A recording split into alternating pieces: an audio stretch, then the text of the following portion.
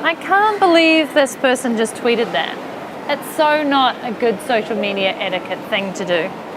And that's exactly what this episode is going to be about today, the do's and don'ts of social media. I'm Natalie Sisson. Stay tuned.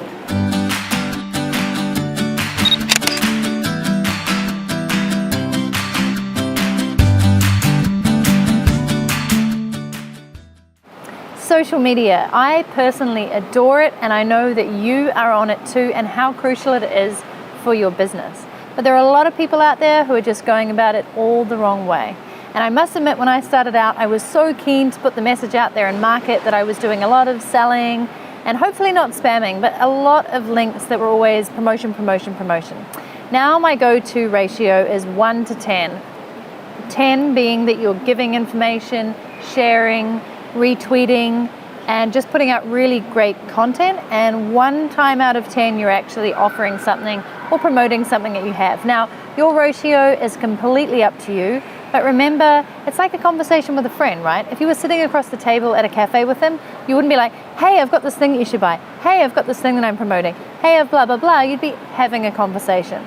So here are 5 do's for social media that you can take note of right now.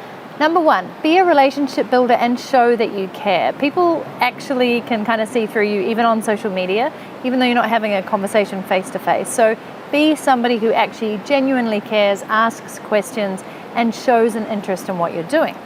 Number 2, be respectful of other people's opinions, even if you don't agree with it. I am certainly over with all the people who are bashing others online. Like, I find it far too easy for people to leave really critical comments or say really rude things.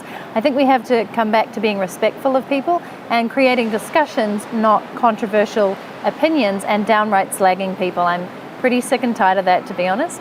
Number 3, be on brand and think about the footprint that you are leaving. So a lot of people have businesses and many passions within their business, but there are also people who just go completely off on tangents. It's not actually relevant to their personal brand or business brand. So think about every single thing that you put out online is going to be there forever. So you want to be really specific about what you're talking about, how you're coming across, because people are going to mention it, they're going to come back to it, and they're certainly going to observe that, right? So if you swear naturally in your normal language and it's part of your brand, great. If you're a professional and that's not what you do, then don't do it on social media. Just think about your brand. Number 4, be a giver and not only a taker. So as I said before, you're wanting to give lots of value, answer people's questions, and really kind of promote other people and the great work that they're doing. And in that way, you'll get that returned to you over and over again. You don't always have to be the person who's just all about me on social media.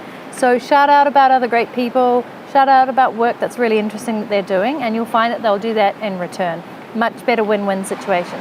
And number 5, be honest in all your business dealings. I can't stand these people who are online going, I'm a social media guru, and then you go to their social media profiles and they really don't have much of a following and they're certainly not using it in the right way. That's just one example, right? But you have to sell yourself and promote yourself in the right way, but don't over exceed your value of what you can actually do. So be honest all the time. If you've screwed up, let people know. If you don't agree with something, let people know, but don't be dishonest and be all about the showmanship, because people will remember that and they'll come across to you and they'll see through it straight away. So those are my 5 tips for what you should do on social media in order to get great benefits.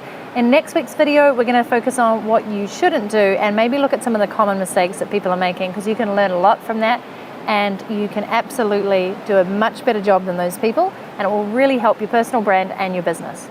If you like this video, can you share it all over social media in a good way, of course, just providing value by sharing this. And please subscribe below if you enjoy these videos and you get fresh weekly content from me every Thursday.